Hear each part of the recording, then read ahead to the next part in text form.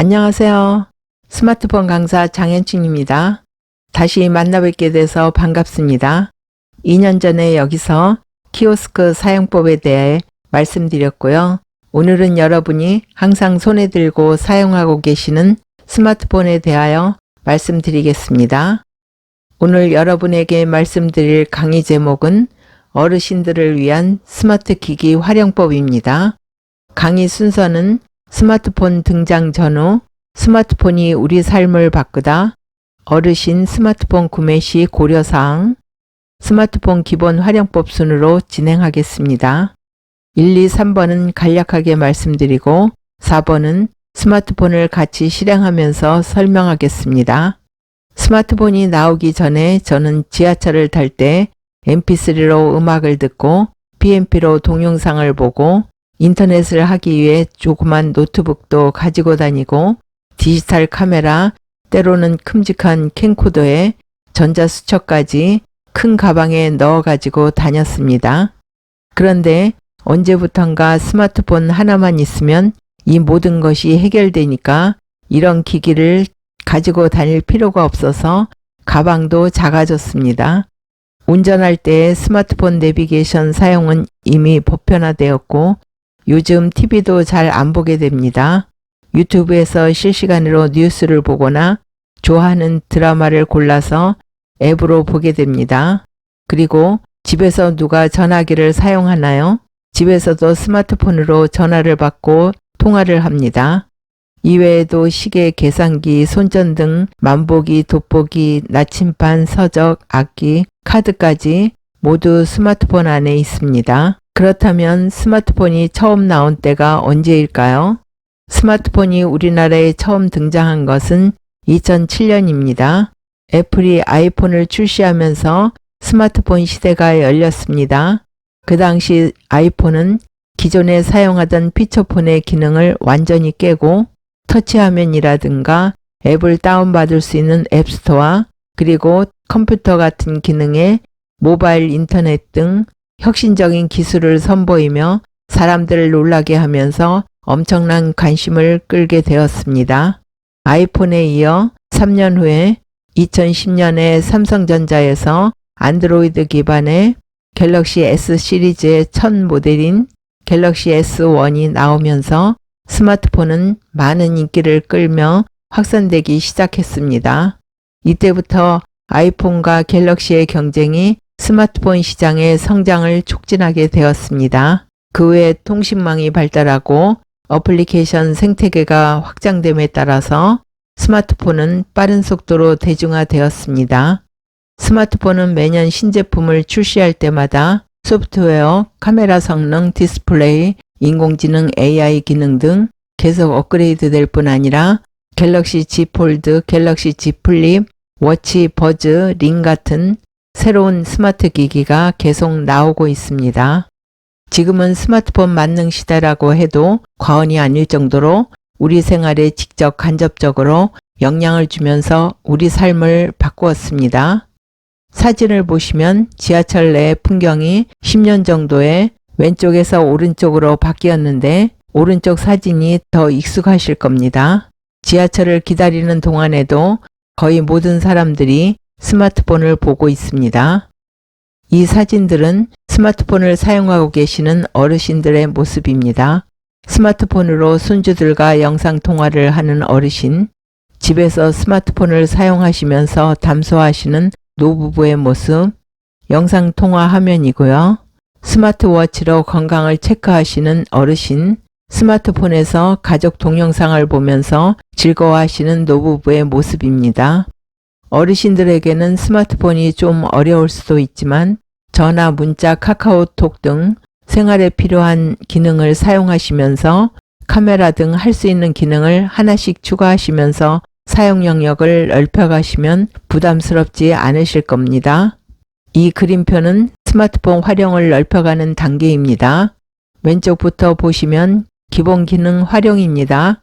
처음에는 전화, 문자, 메시지, 카카오톡 등 소통 위주의 기능을 사용하고 그 다음에는 생활 필수 기능인 지도나 카메라 등을 사용한 다음 2단계에서는 구글, 네이버, 블로그 등 컴퓨터 기능인 인터넷을 하고 3단계에서는 소통과 공유의 기능인 유튜브, 인스타, 페이스북, 트위터 등 SNS까지 점점 영역이 커져가는 것을 볼 수 있습니다.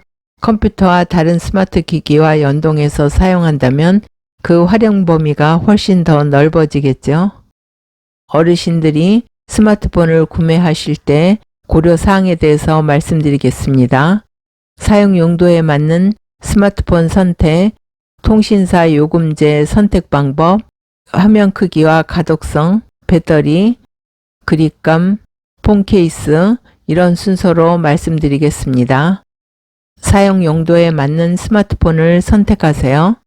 스마트폰으로 주로 전화, 문자, 카카오톡 등 단순한 기능만 사용하신다면 고성능의 최신 폰보다 약간 진한 모델이나 시니어에 특화된 스마트폰도 충분히 좋은 선택이 될 수 있습니다.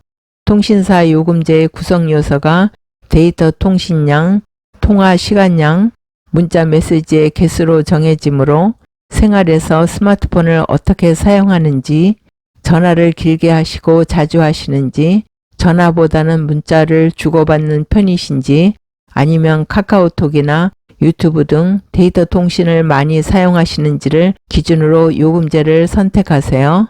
통신 대리점을 통해 요금제 가입을 하실 경우에는 공시지원금이나 선택 약정 시 할인 혜택 등 요금제 책정을 잘 확인하세요. 공시지원금은 스마트폰에 대한 지원금이고 제조사나 통신사에서 지원합니다. 선택 약정은 사용요금에 대한 할인이라는 것은 아시죠? 여기에 카드 할인 등 추가 할인도 있으므로 확인하시고 매달 내는 실제 요금과 계약 기간을 적어두시는 것이 좋습니다. 알뜰폰 요금제도 많이 이용합니다. 인터넷이나 삼성전자에서 자급제 폰을 사고 알뜰 요금제 유심을 끼워서 저렴하게 계약 기간 없이 이용하는 방법입니다. 어르신들은 눈 보호를 위해 15cm 이상의 큰 화면을 가진 스마트폰을 선택하는 것이 좋습니다. 스마트폰에 있는 글자 크기 조절은 이따가 같이 실행해 보겠습니다.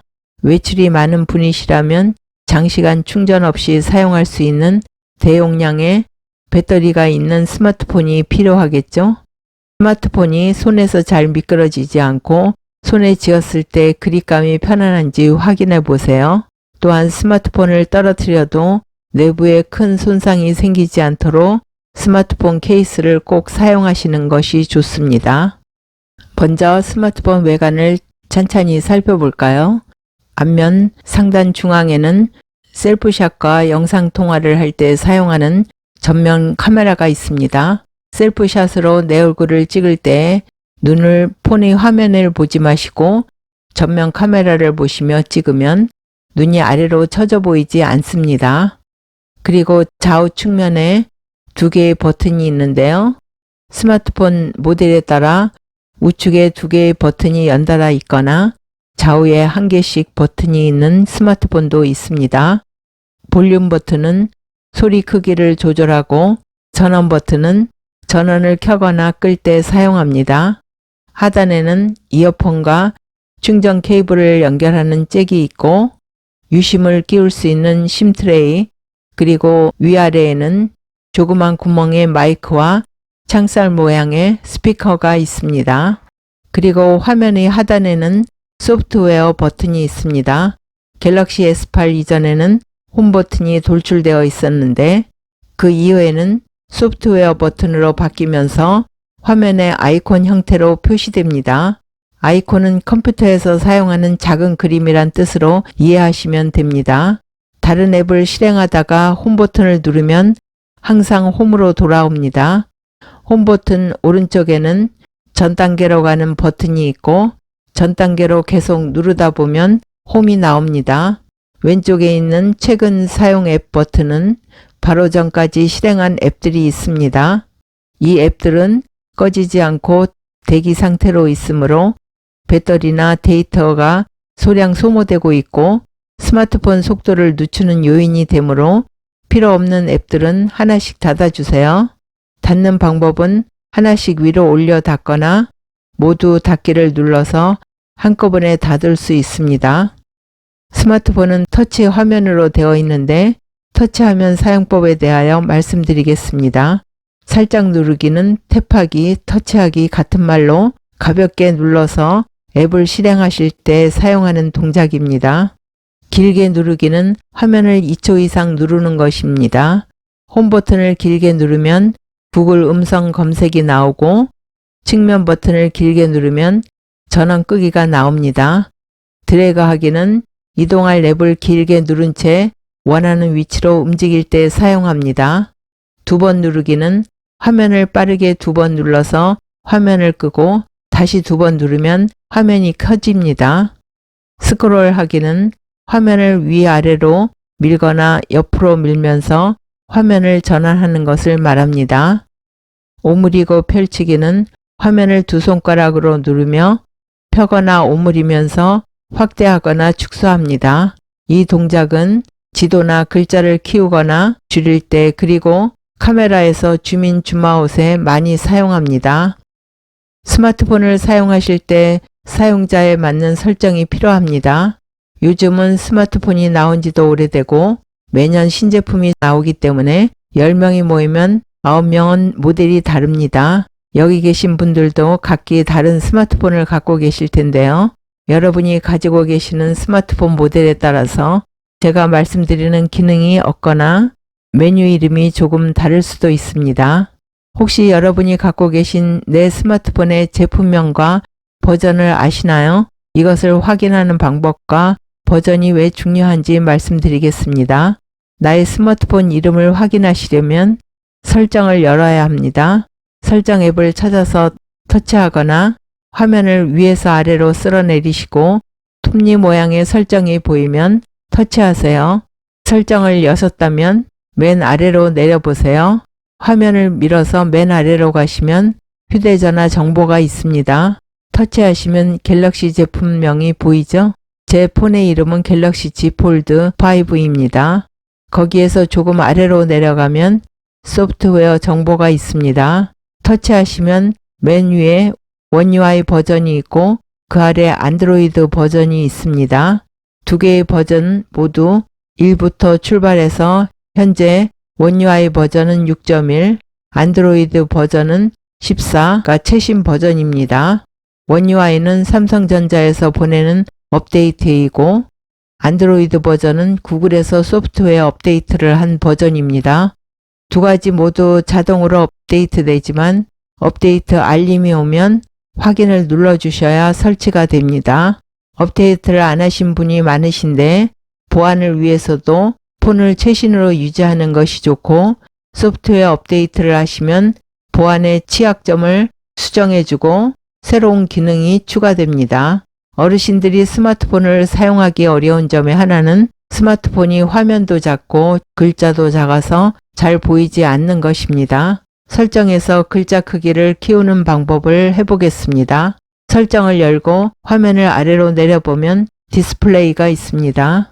디스플레이를 터치하고 또 아래로 내려서 글자 크기와 스타일이 나오면 글자 굵게를 켜시고 글자 크기 밑에 있는 조절바를 우측으로 최대로 밀어보세요. 글자가 커지죠? 어르신들에 맞게 조절바에서 글자 크기를 조절하시면 됩니다. 그 다음은 화면을 닫지 마시고 전 단계를 누르고 디스플레이에서 몇 가지 더 보겠습니다. 화면을 조금 올리면 밝기를 조절할 수 있습니다. 조절바를 드래그해서 밝기 조절을 하시고 편안하게 화면 보기를 켜놓으시면 블루라이트를 줄이고 따뜻한 색감을 사용해서 눈을 보호해 줍니다.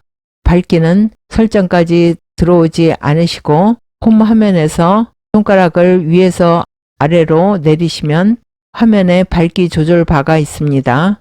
여기에서 밝기를 조절하시거나 편안하게 화면 보기를 켜시고 시력을 보호하세요. 또한 화면을 보시다가 자꾸 꺼지시는 분들은 디스플레이에서 화면 자동 꺼짐 시간을 2분에서 5분 정도로 설정하세요. 간혹 여러분이 앱을 눌러서 열리지도 않고 반응하지도 않고 정지 상태로 있는 경우를 경험하신 분이 계실 텐데요. 이것은 스마트폰의 터치 감도가 떨어져서 실행을 못하고 있는 경우도 있습니다. 터치 감도를 올리려면 여기서 터치 민감도를 켜시면 됩니다. 또는 인터넷이나 전자서비스에서 스타일러스 펜을 구매하셔서 사용하시면 터치 감도를 높일 수 있습니다. 설정에서 아래로 내려가면 유용한 기능이 있습니다. 유용한 기능에 있는 측면 버튼을 터치하시고 길게 누르기를 전원 끄기로 선택하세요. 전원을 끄는 방법은 측면 버튼을 길게 눌러 꺼도 되지만 스마트폰 홈에서 두 손가락으로 위에서 아래로 쓸어내리면 전원 버튼이 있습니다.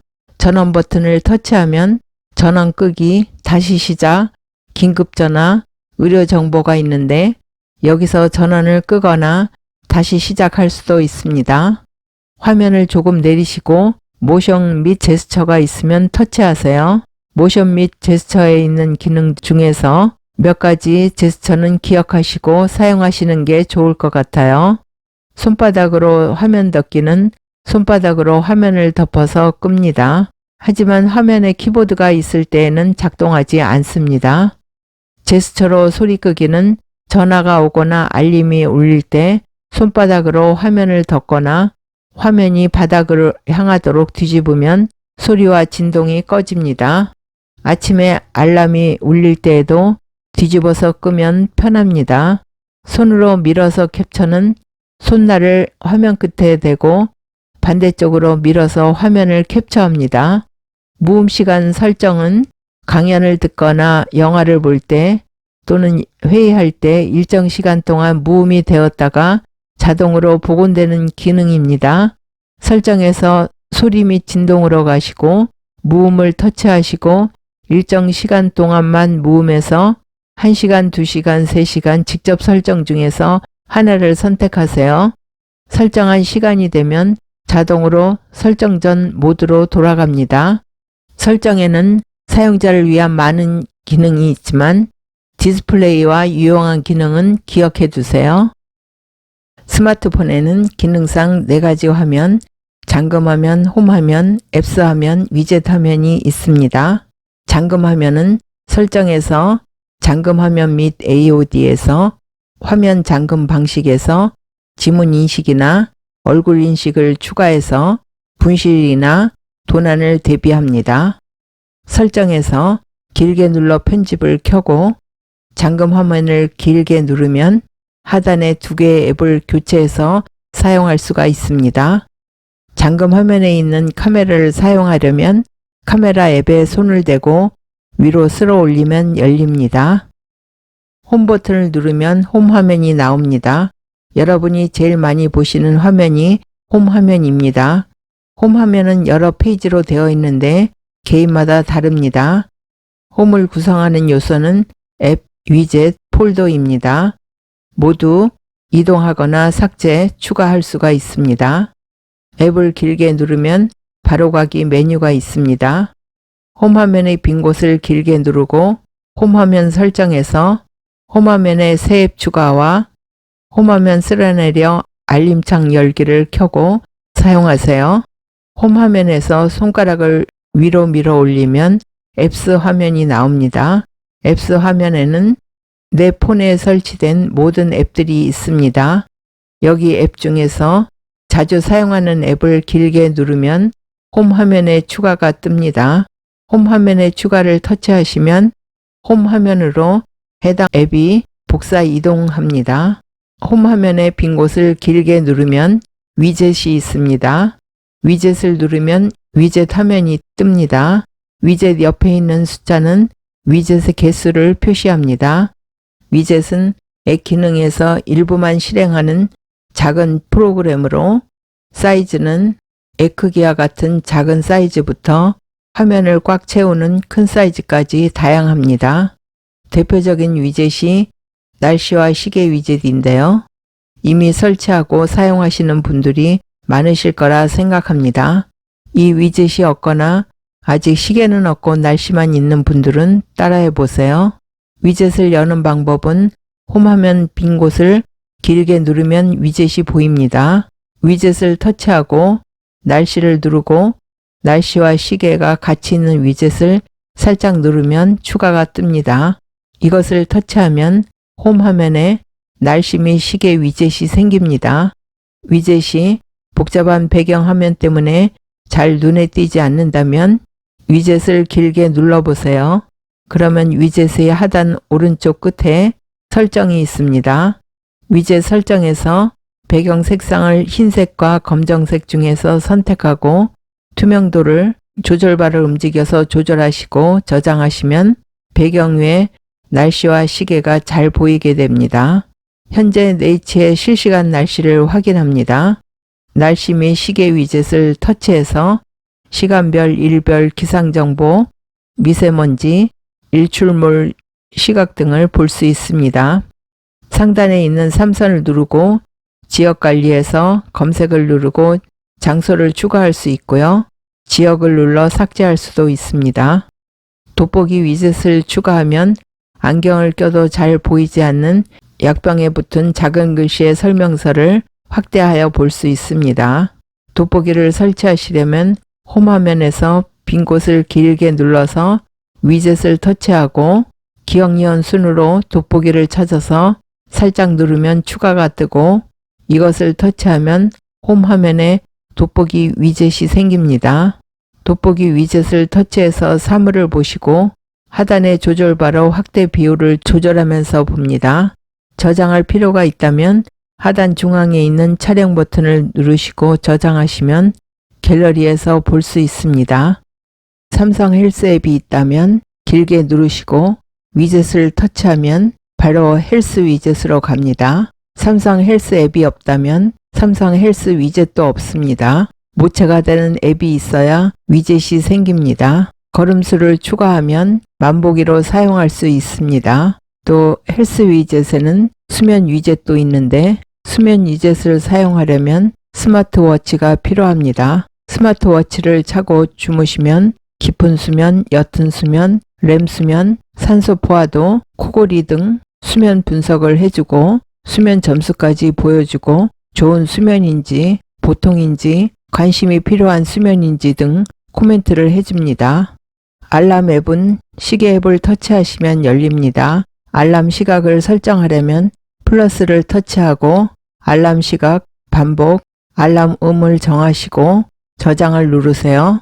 그 외에도 세계 시각, 스톱워치, 타이머가 있는데 타이머는 요리나 또는 한정된 시간까지 무엇인가 할 때 타이머를 누르시고 종료 시간을 정하시면 벨이 울립니다.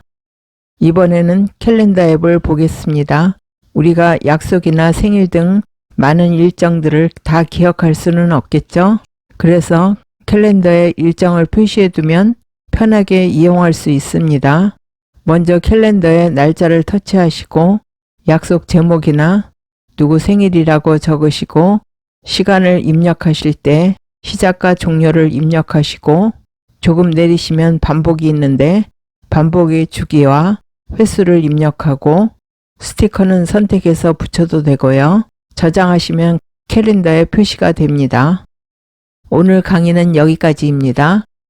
스마트폰을 잘 활용하시기 바랍니다. 건강하세요. 감사합니다.